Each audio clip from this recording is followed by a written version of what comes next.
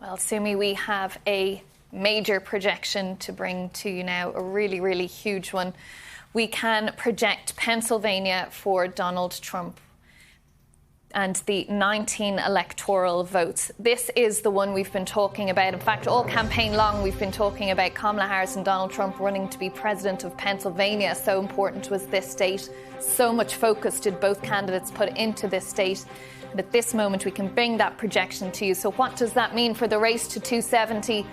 Well, it's close, isn't it? Look, Donald Trump there on 265, Kamala Harris on 194. He is within touching distance of the White House now. Pennsylvania was always the jewel in the crown in this race, the one they both had their eyes set on, the one that's so crucial and so critical in reaching that magic 270. It's what we've been talking about for hours, and this is it. Donald Trump nearly there. He just needs to win one more state at this point. Of those swing states that's left, it doesn't matter which one it is, because 5 will take him over there. An absolutely massive win, putting Donald Trump within touching distance of the Oval Office at this point. It's something we've been watching for hours, isn't it? It really, truly is extraordinary, Katrina. We've been talking about Pennsylvania. You were in Pennsylvania as well. I was in Pennsylvania, yes, and it felt very tight on the ground. Interestingly, a lot of people didn't want to talk publicly about how they were going to vote, even talk about it with their families.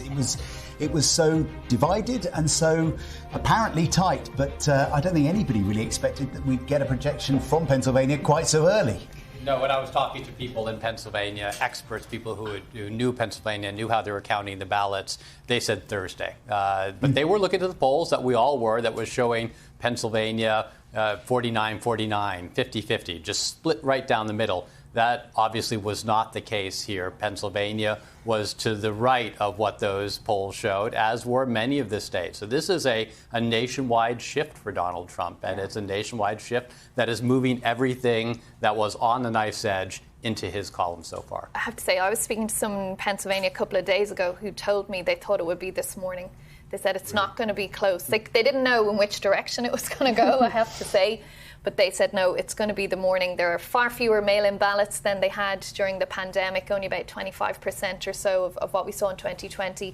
Much faster machines for counting, and just a greater impetus within Pennsylvania to actually get this done a bit quicker. I don't think they really like that badge of, having to wait till Saturday. There's a bit of state pride there. But this is just an absolutely massive, massive win for Donald Trump. It shows all the energy, all the money that was invested in Pennsylvania, and all that messaging targeting those young men seems to have paid off. Do you remember